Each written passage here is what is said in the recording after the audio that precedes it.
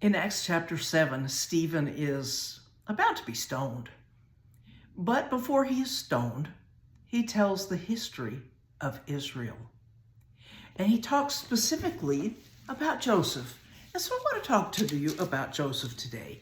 In Acts chapter 7, verse 9, it says, "And the patriarchs became jealous of Joseph and sold him into Egypt, and yet God was with him, and rescued him from all his afflictions, and granted him favor and wisdom in the sight of Pharaoh, king of Egypt, and made him governor over Egypt and over all his household."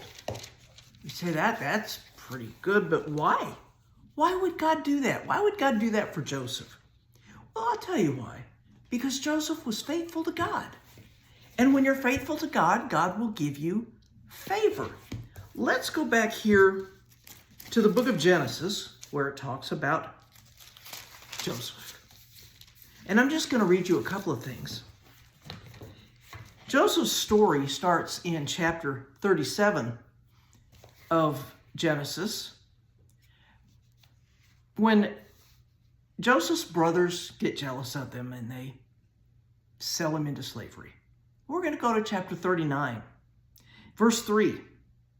This is how Joseph acted now.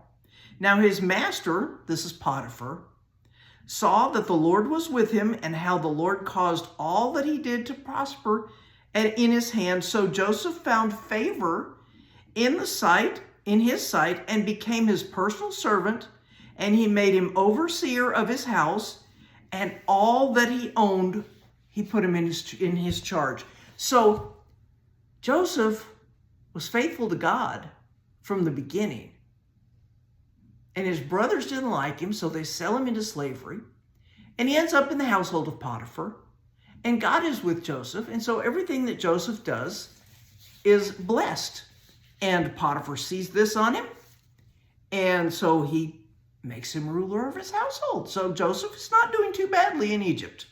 However, Potiphar's wife thought, "Whew, he is hot," and wanted to make whoopee with him.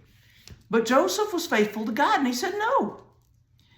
And so, through circumstances beyond Joseph's control, he ends up in jail. But this is chapter 39, verse 21. "But the Lord was with Joseph and extended kindness to him and gave him favor in the sight of the chief jailer. And the chief jailer committed to Joseph's charge all the prisoners who were in the jail, so that whatever was done there, he was responsible for it." So here's Joseph. He is he's second to the youngest son. He's the favorite son of his father. Brothers don't like him. They sell him into slavery. He ends up working for a man, gets favor in his sight, rules his household, happens to catch the eye of the guy's wife. And, Potiphar can't let that go, even though he didn't really believe his wife, so he throws him in jail. But Joseph is faithful. He's faithful to his God. He's faithful in his work. He's a good man. So he ends up in jail. And he ends up running the jail. I mean, no matter where Joseph lands, he's put in charge. So then what happens? Well, there's a couple of people from Pharaoh's household that get thrown in jail, and Joseph interprets their dreams, and what he says happens. And so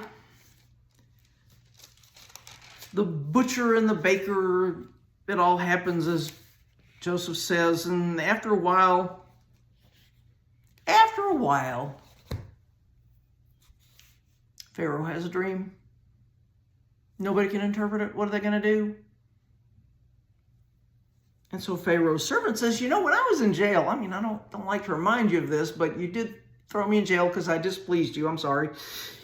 And this man interpreted our dreams, and it happened just as he said." And so Joseph is brought from running the jail right into Pharaoh's presence. Pharaoh tells him his dream. Joseph interprets the dream. And so then what happens? Pharaoh's impressed because Joseph tells him, here's the interpretation of your dream and here's what you need to do so you can survive. And Pharaoh said to Joseph, see, I have set you over all the land of Egypt. So Joseph has gone from being the favored son to being a slave, to running Potiphar's household, to running the jail, to running the country of Egypt. He was second only to Pharaoh. Why? Why did Joseph get this promotions? It's because he was faithful. He was faithful to God. He was faithful in the work that was given to him. Now, I'm sure that he did not want to be a slave in Egypt. That wasn't his plan. He'd had a dream of his brothers bowing down to him and him being ruler over his brothers and everything's going to be wonderful. But this is not the way he expected it to happen, because his brothers did come eventually and bow down to him. But it's not the way he thought it was going to happen. But even though it wasn't the way he thought it was going to happen, he was faithful. He was faithful in his work. He was faithful to God. He served God. He knew that everything that he had was given to him by God. So what does that mean for you and me today? Well, let me tell you a little story. When I was growing up, I had an idea of what my life was going to be like. I was going to meet this wonderful man, and I was going to get married, and we were going to be so happy, and he was going to treat me well, and I was going to treat him well, and we were going to have children, and the children would love us and would grow up, and everything was going to be all peachy.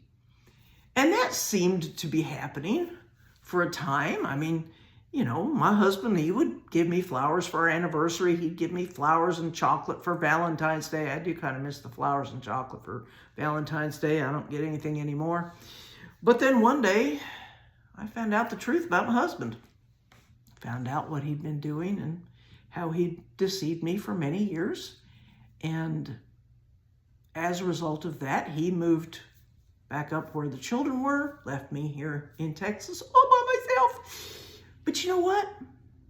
All through this, I've been faithful to God. I have read my Bible. I have prayed. Now, I'm not some super saint, don't get me wrong. I have sinned. I have messed up plenty of times. I was not the perfect wife, I guarantee it.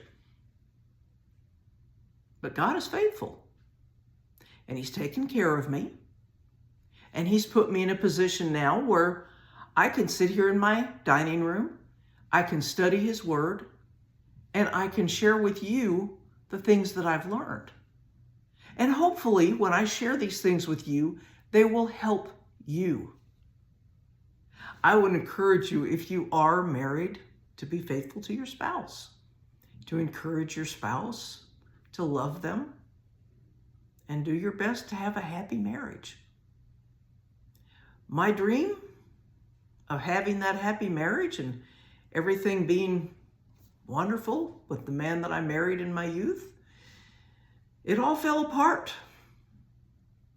But that was not the end of my life. Because you see, even when things don't go as you plan, even when things don't go the way you always thought they were going to go, there is still hope. There is still life after disappointment. And I would encourage you to remain faithful to God. No matter what happens, no matter the disappointments, don't let go of God, because he will never let go of you. He said, I'll never leave you or forsake you. And he doesn't. He's always with you. And he loves you more than anybody else ever could. He loves you more than a spouse. He loves you more than children. He loves you. God is love, and he loves you. There's nothing that you can do that will make him love you more. There's nothing you can do that will make him love you less. He sent his son Jesus to die for your sins. How much more love could there be? So I would encourage you to love God and to be faithful to him, to spend time with him, because he really, really wants to spend time with you.